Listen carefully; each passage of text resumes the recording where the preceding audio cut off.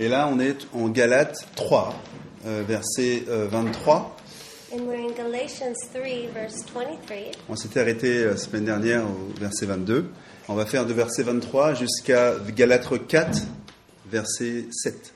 And we're in Galatians 3:23 to Galatians 4, verse 7. Oui. Ok. Et on va lire ensemble. And let's read the whole passage together Oui. in French, and please follow along in whatever language you're reading. Exactement. Donc, avant que la foi vînt, nous étions enfermés sous la garde de la loi en vue de la foi qui devait être révélée. Ainsi, la loi a été comme un pédagogue pour nous, conduire à Christ, afin que nous fussions justifiés par la foi. La foi étant venue, nous ne sommes plus sous ce pédagogue, car vous êtes tous fils de Dieu par la foi en Jésus-Christ. Vous tous qui avez été baptisés en Christ, vous avez revêtu Christ. Il n'y a plus ni juif ni grec, il n'y a plus ni esclave ni libre, il n'y a plus ni homme ni femme, car tous vous êtes un en Jésus-Christ. Et si vous êtes à Christ, vous êtes donc la postérité d'Abraham, héritier selon la promesse. Aussi longtemps que l'héritier est enfant, je dis qu'il ne diffère en rien d'un esclave, quoiqu'il soit le maître de tout, mais il est sous des tuteurs et des administrateurs jusqu'au temps marqué par le Père. Nous aussi, de la même manière, lorsque nous étions enfants, nous étions sous l'esclavage des rudiments du monde. Mais lorsque les temps ont été accomplis, Dieu a envoyé son Fils né d'une femme, né sous la loi, afin qu'il rachetât ceux qui étaient sous la loi, afin que nous recevions l'adoption. Et parce que vous êtes fils, Dieu a envoyé dans nos cœurs l'esprit de son Fils, lequel crie « Abba, Père ».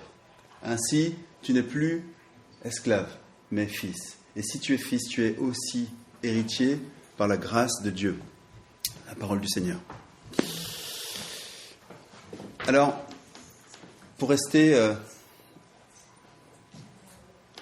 dans le fil de ce qu'on a déjà mis en place comme enseignement, So to stay in the projection of what we've been learning, je vais commencer toujours avec la même chose que Mike. we'll start the same way that Mike's been starting. Et ça me permet aussi de me poser la question quand je prépare l'enseignement. And I ask myself the same question as I prepare the teaching. Si je devais expliquer ce passage de Galates à mes enfants, je dirais: If I had to teach this passage to my children, how would I? Imaginez qu'on vous promette un trésor précieux, Imagine someone promises you a precious treasure, quelque chose d'incroyable, comme un coffre rempli d'or et de diamants.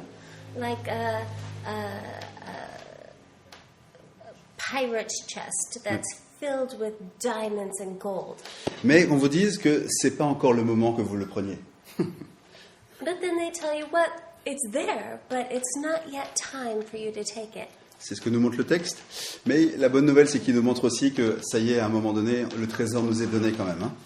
And that's what the text shows, but it also shows that it is the time to take it. Mais alors, dans cette lettre de Galates, Paul, en fait, nous parle clairement d'un trésor qui est encore plus grand que l'or et les diamants.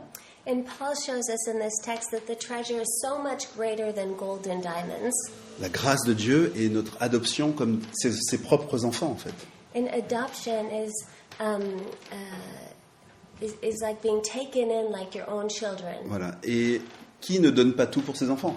And who would not give everything for their own children? Et Dieu a bien tout entre ses mains, non? And God holds everything in his hands.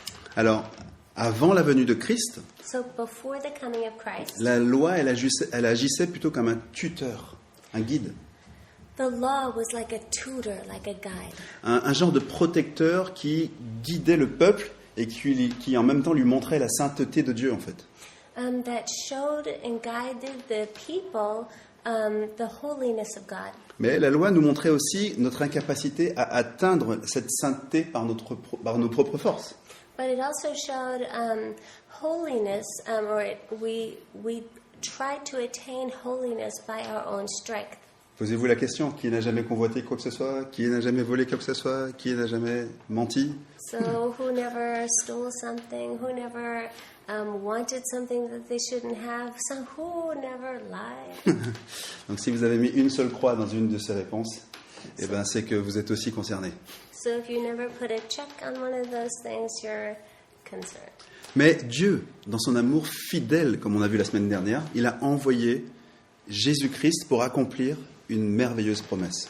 But God, in His great and faithful love, as we saw last week, He sent His promise.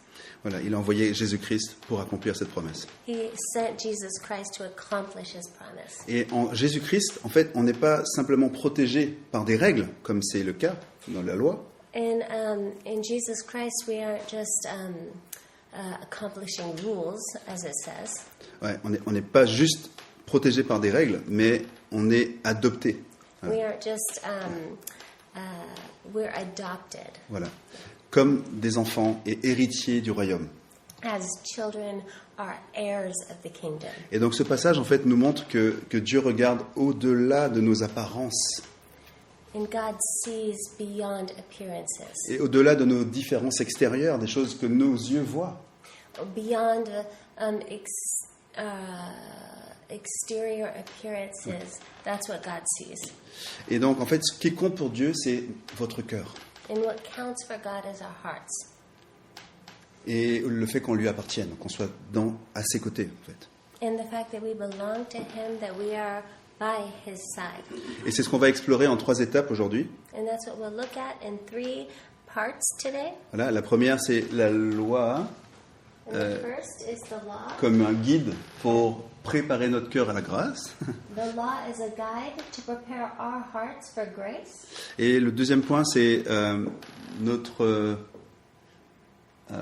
pardon. C'est vrai que c'est pas tout écrit au même endroit. Désolé. C'est écrit après. Mais tu peux aller plus loin?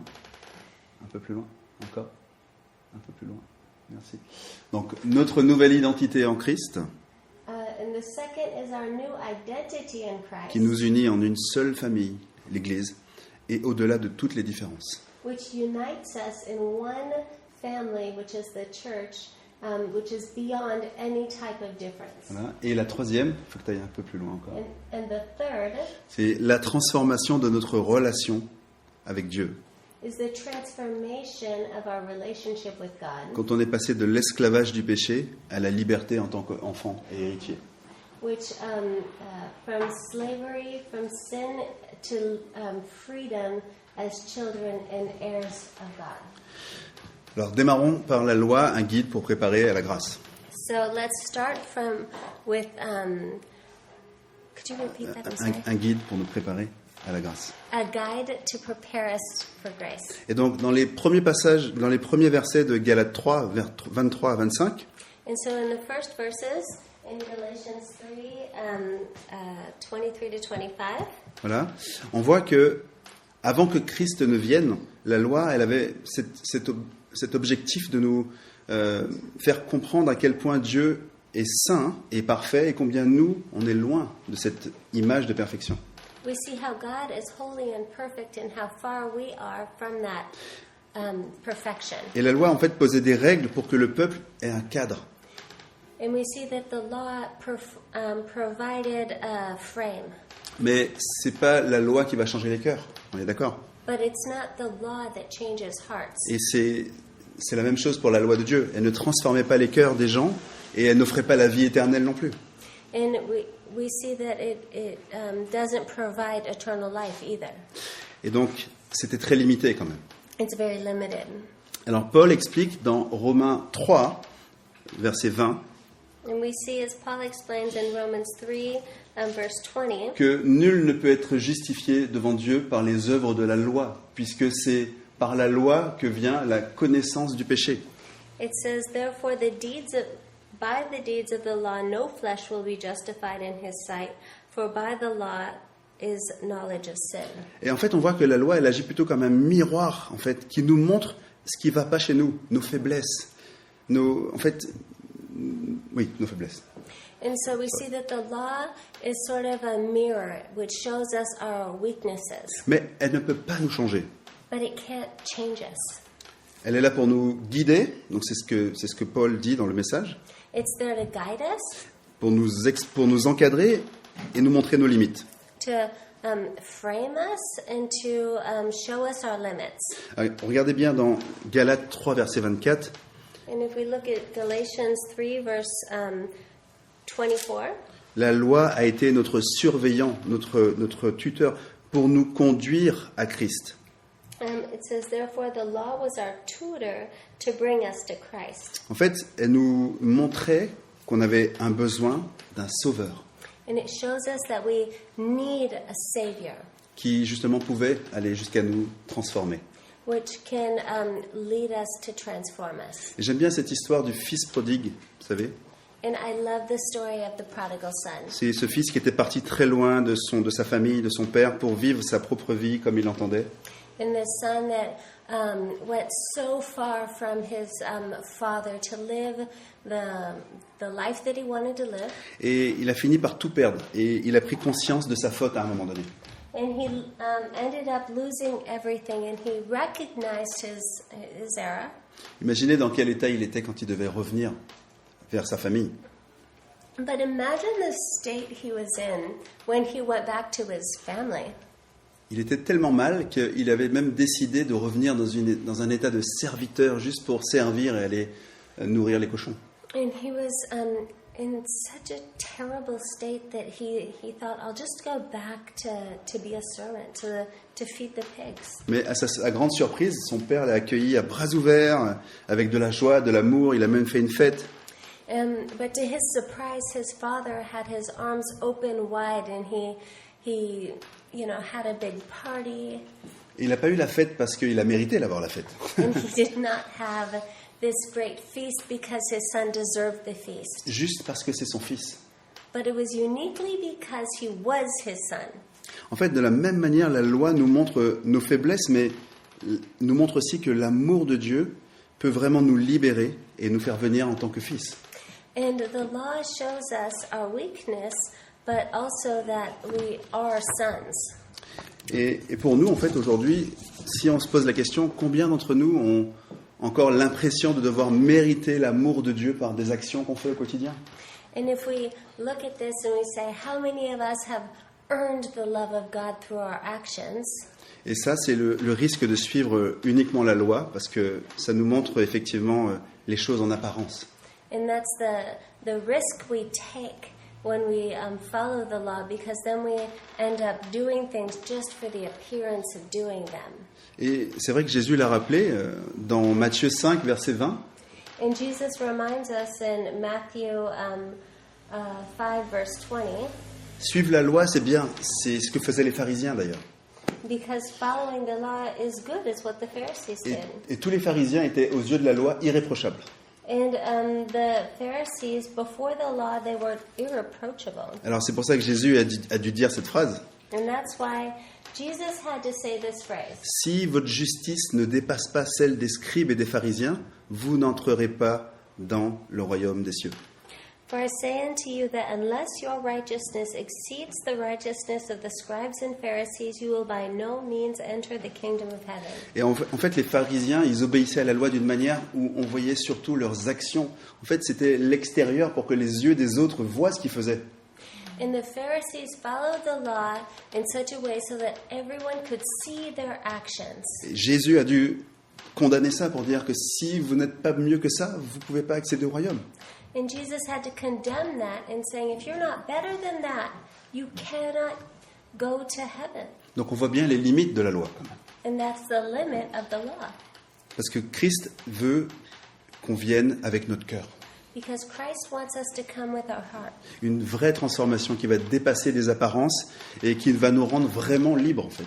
This true transformation that will go far beyond appearances and will leave us truly free. Mais quand on est dans ce questionnement que j'ai cité juste avant, il y en a un qui en profite pour essayer de nous accabler. And when we're in this true moment of questioning, there's one that will affect us. Et c'est vrai que quand on se dit, mais je n'ai pas assez fait pour plaire à Dieu, mes œuvres, mes actions, qu'est-ce que je peux faire de plus? And when you think, what can I do to please God? What can I do more? C'est souvent là que Satan attaque pour vous faire croire que vous n'êtes pas assez bon, que, regardez, vous faites mal, vous n'êtes pas accordé à Dieu. Et ça peut nous travailler, attention à ça. And so that can really hurt you because you're thinking that you're not really enough. Mais cette voix-là, c'est un mensonge. Because this voice is a lie. Souvenez-vous, Christ est déjà mort pour nos péchés. Remember this, that Christ already died for your sins. Et ce sacrifice-là, parfait, il suffit à nous mettre en connexion directe avec Dieu. And this perfect sacrifice that's already happened makes us right with God.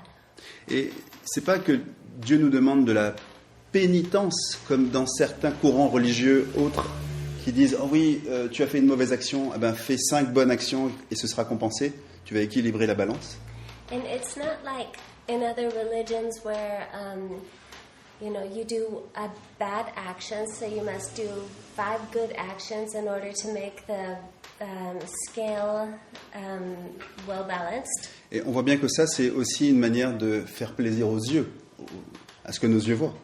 And that's a way to make things appear to be well balanced, so that our eyes can see that everything's fine.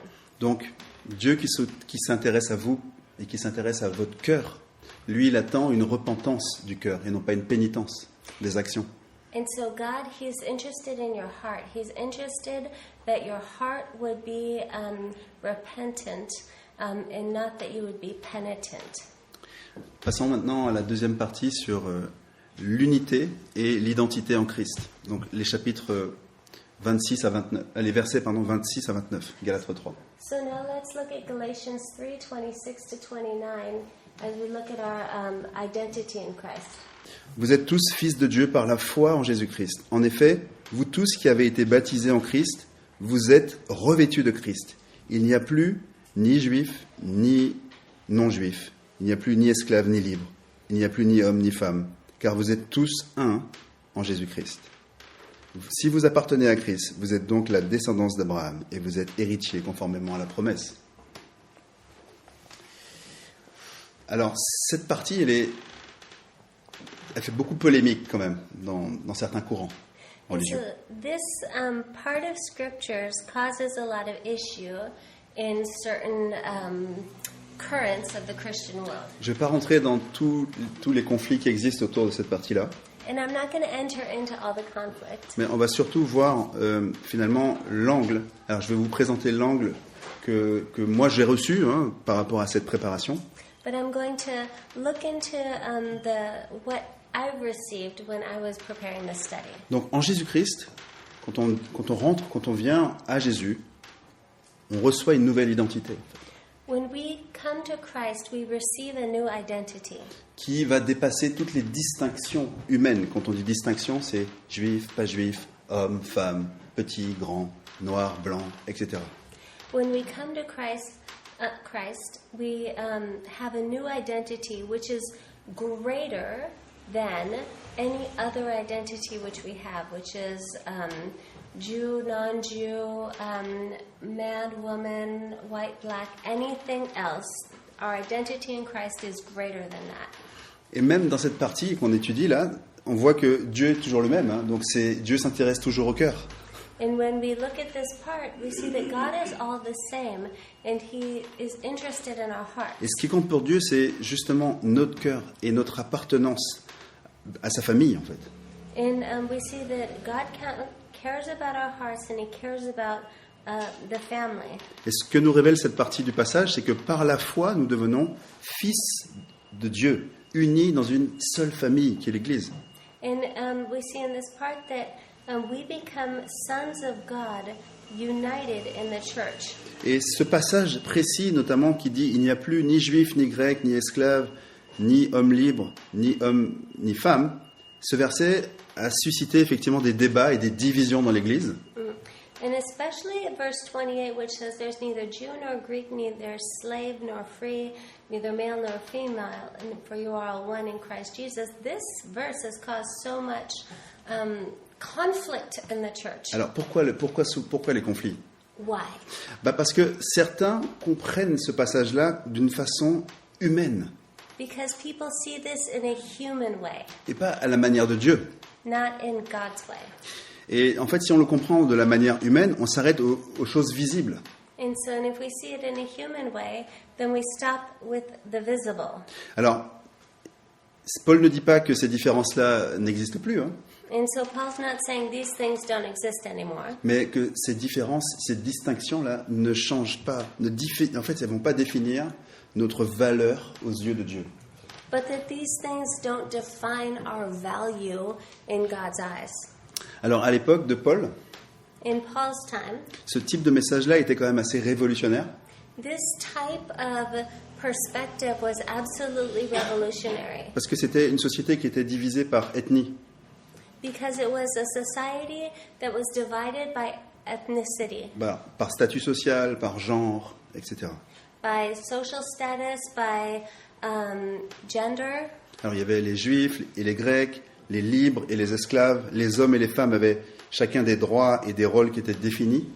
And each person, based on these things, had their rights, their different statuses in society that they were allowed to do. En fait, en disant ça, plus hommes, plus de femmes, plus esclaves, etc., Paul, en fait, proclamait que toutes ces distinctions-là, finalement, elles perdaient leur importance en Jésus-Christ, avec la nouvelle identité qu'on a. And so Paul, well, he's saying this phrase that there's neither slave nor free, neither male nor female, no Jew, no Greek, that all of these things, they lose their importance in Christ. Et il dit que chaque croyant, en fait, peu importe son origine, son statut, était désormais accueilli comme un membre à part entière de la famille. And he's saying that every single person, no matter where they come from or who they are in this world, they are all received with open arms in the family of Christ, Unis par la même foi et la même grâce. united by the same faith and the same grace. Et j'aime bien ce passage dans 1 Samuel 16, verset 7. And I love the passage in 1 Samuel 16, verse 7. L'Éternel ne considère pas ce que l'homme considère. L'homme regarde à ce qui frappe les yeux, mais l'Éternel regarde au cœur. Et Dieu ne change pas, les amis. And which says that, for the Lord does not see as man sees, for the man looks at outward appearance, but the Lord looks at the heart, and the Lord does not change. Si on regarde l'histoire de cette prostituée qui s'appelle Rahab, And if we look at the story of the prostitute Rahab, qui elle était dans un plan bien plus grand que ce qu'elle imaginait quand même. and she was in this plan that was so much greater than she could ever have imagined. Aux yeux des personnes de son époque, cette prostituée, elle n'avait aucune importance. And in the eyes of the people in her time, she had no importance. Pourtant, Dieu l'a regardée avec amour et l'a accueillie dans sa famille, puisque, au point qu'elle est devenue même dans la lignée de Jésus, en fait. But God saw her with importance, He saw her with value and with love, and He even grafted her into the lineage of Christ. Quand Dieu la regardait, il ne voyait pas une femme qui était condamnée par son passé, When God saw her, He did not see someone who was condemned by her past. non, Dieu la regardait en disant « Ah, Rahab, ma fille bénie ». God saw her and said, "Oh, Rahab, my blessed daughter." Alors que les gens autour d'elle ne disaient pas ça d'elle. But the people around her certainly didn't say that about her. Bon, si certains avaient pu même la jeter en prison, ils l'auraient fait. And if people could have put her into prison, they would have. Et c'est pour ça que gardons à l'esprit que Dieu, dans tout ça, dans tout ce plan, en fait, il nous voit déjà comme ses enfants à l'avenir. Il ne voit pas juste le passé. But God, He doesn't see just our past, but He also sees our future. Et que nos vies en lui ne sont pas définies par nos erreurs, mais plus par son amour, en fait. And our life in Him are not defined by our errors, but by the hope we have in Him and by His love. Et l'amour qu'il a. Yeah. Ouais. Et alors ça me fait penser à une équipe de sport And it makes me think of a sports team où les joueurs en fait peuvent venir de milieux très différents. Ils portent tous le même maillot à la fin quand même. and where the players can come from so many different places. Voilà. Et ils portent le même maillot et ils jouent pour le même but. But they all wear the same jersey and they all play for the same goal. Et ce maillot-là, ça symbolise leur unité et leur engagement commun en fait.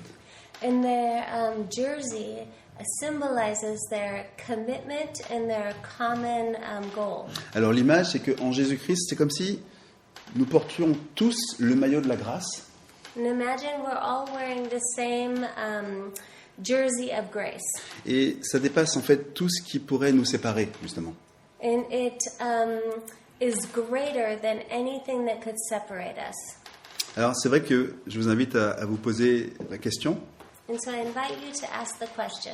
Est-ce que vous voyez les autres croyants qui font partie de la famille comme vraiment des membres de notre famille spirituelle? Parfois on est amené à les juger si on est honnête.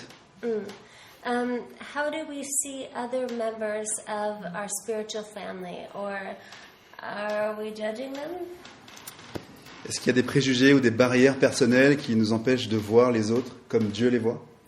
Do we have prejudices or personal barriers that hinders us from seeing them as how God sees them, Au-delà des apparences. beyond appearances? En fait, ce qui est vraiment sécurisant pour nous, What's truly sécurisant, safe. something that's safe for us. Safe, Yeah. c'est que Jésus nous appelle à aimer sans jugement. Is that Jesus loves us without any judgment. Il n'a pas dit d'ailleurs, aimez-vous les uns les autres, comme je vous ai aimé. Did he not say, love one another as I have loved you? Et à considérer chacun avec cette même grâce que Dieu nous donne. And to consider each other with the same grace that I have given to you. Des fois, on est plus voyant, aveugle qu'avec nos yeux. And oftentimes we're the blind leading the blind rather than looking through the eyes of God. Et là, passons à la troisième partie, And the third part de l'esclavage à la liberté d'enfant de Dieu. is from slavery to the freedom in God. Alors, c'est vrai que dans cette partie, on va juste refaire un passage sur Galates 4, versets 1 à 7. C'est les 4 derniers. And please follow along as Munir reads Ce dernier verset. Galatians 4, 1 to 7. Voici ce que je veux dire. Aussi longtemps que l'héritier est un enfant, il ne diffère en rien d'un esclave, quoiqu'il soit le maître de tout. Il est soumis à des tuteurs et à des administrateurs jusqu'au moment fixé par son père. Nous aussi, de la même manière, lorsque nous étions des enfants, nous étions esclaves des principes élémentaires qui régissent le monde. Mais lorsque le moment est vraiment venu, Dieu a envoyé son Fils né d'une femme, né sous la loi, pour racheter ceux qui étaient sous la loi, afin que nous recevions le statut d'enfant adoptif. Et parce que vous êtes ses fils, Dieu a envoyé dans votre cœur l'esprit de son Fils qui crie « Abba, Père ». Ainsi, tu n'es plus esclave, mais fils, et si tu es fils, tu es aussi héritier de Dieu par Christ. Et en fait, on voit que dans ce passage, en Christ, on passe de l'esclavage du péché. Donc, la loi nous révélait qu'on était pécheurs. And in this passage, we see that the law reveals that we're sinners. Et donc, on passe de cet esclavage du péché à la liberté d'enfant, adopté et héritier de Dieu.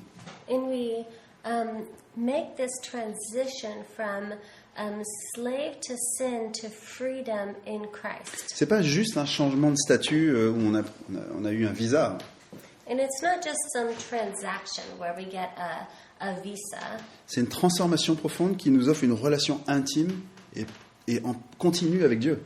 It's this profound transformation that happens through a relationship with God, Et fondée sur quelque chose qui est inébranlable, which is founded through something that's uncheckable, uncheckable. Yeah. Okay. indépendant. Son amour fidèle. His faithful love. Et là, on voit que Dieu qui nous accueille dans sa famille comme des enfants. And we see that God gathers us into His Mais- family as His children. Pas parce qu'on a fait des choses qui le méritent, And not because we've done something that He deserves, mais juste parce qu'il est gracieux et par sa grâce en fait. but just because He's gracious and it's through His grace Et son amour qui ne change pas. and His love which does not change. Alors si on regarde dans la culture de l'époque, un enfant qui est héritier ne pouvait pas encore jouir de son héritage avant qu'il n'ait été adulte. And if we look into the culture at the time, a child who is an heir cannot receive the benefits of being an heir until he's an adult. Même si ses parents n'étaient plus là, bien sûr, hein, parce que l'héritage, normalement, on l'a que quand les parents sont plus là, si on est honnête. Even if the children even if the parents are deceased, he still has to wait till he's an adult age. Et même si l'héritage lui était promis, quoi qu'il arrive, il allait l'avoir. Even if the inheritance is promised, and he knows he's going to receive it. Et de cette même manière-là, en Jésus-Christ, nous devenons héritiers du royaume. And in the same way, we become heirs of the kingdom. Et héritiers de toutes les bénédictions de Dieu. And heirs of all of the blessings of God. Et on est appelé à grandir dans cet amour de Dieu, dans cette liberté que Dieu nous donne.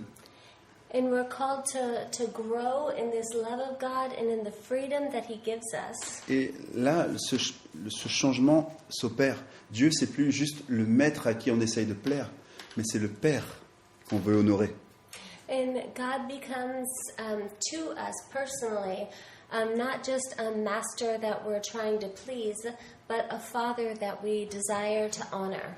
Alors, dans Romains 8, versets 15 et 16, And in Romans 8, verses 15 and 16, il est écrit « Vous avez reçu un esprit d'adoption par lequel nous crions « Abba, Père ». it says, "But you have received the spirit of adoption by whom we cry out, Abba, Father." En fait, c'est ce mot « Abba », ça exprime la tendresse et l'intimité en fait d'un enfant vis-à-vis de son père. And the word Abba expresses the tenderness of father. C'est comme si au lieu de dire père en permanence, on disait papa. And instead of saying father, constantly saying father, you're saying papa or daddy. Daddy, ouais. Et donc par cette adoption finalement, on a la liberté de s'approcher de Dieu en toute confiance puisqu'on parle à notre papa. And we can always draw near to God because we're talking to our dad. Et qui nous aimera quoi qu'il arrive, non pas parce qu'on le mérite ou pas parce qu'on a fait des choses pour ça, mais parce qu'il est fidèle en fait. And we receive from him not because we deserve it, but because he's faithful. Mais c'est pas un amour qui est fidèle et qui on reçoit et on s'arrête là. And can you repeat that? I was distracted. Ouais, pardon. C'est pas un amour unilatéral. Oh, it's not a unilateral love. Mais c'est un amour qui nous appelle aussi à répondre. Ah, pardon. But it's a love that calls us to respond. Ok. Et en tant qu'enfants, en fait, de Dieu, nous sommes appelés à refléter cet amour-là d'une manière dans nos vies au quotidien, en fait, finalement. And it's a love that we're called to reflect in our daily life. Mais à la manière de Dieu. Et j'aime bien dans effectivement Éphésiens 5, juste le premier verset. And I love in Ephesians 5, the first verse. Paul qui nous exhorte en disant « Soyez donc des imitateurs de Dieu comme des enfants bien-aimés. » Where it says, "Therefore be imitators of God as dear children." En fait, ça signifie que de la même manière que Dieu nous témoigne son amour inconditionnel, parfois on aura à transmettre cet amour inconditionnel aussi autour de nous. Where it says that it expresses that as God is expressing His great love to us, we should be expressing His great love to those around us. Ça veut dire quoi? Ça veut dire aimer aussi et pardonner aussi autour de nous. Which means love those around us and forgive those around us. Puissions-nous le faire avec la même fidélité que Dieu. And to do that with the same faithfulness as God. Alors, qu'est-ce que ça signifie pour nous d'être dans cette liberté d'être aimé et adopté par Dieu? And so what does that mean for us to be loved and adopted by God? Comment ça change aussi notre façon de prier, aussi notre façon d'être connecté au Seigneur? How does that change the way that we pray, the way that we're connected to God? Alors, c'est bien de savoir qu'on est enfant héritier. It's good to know that we're children who are heirs. Mais est-ce qu'on se limite à la connaissance ou à l'action qui va avec? And to know how that goes with links to our knowledge and with it. Oui. c'est plus ou l'action qui va avec. Oh, and Ah, the actions that go with oui. it.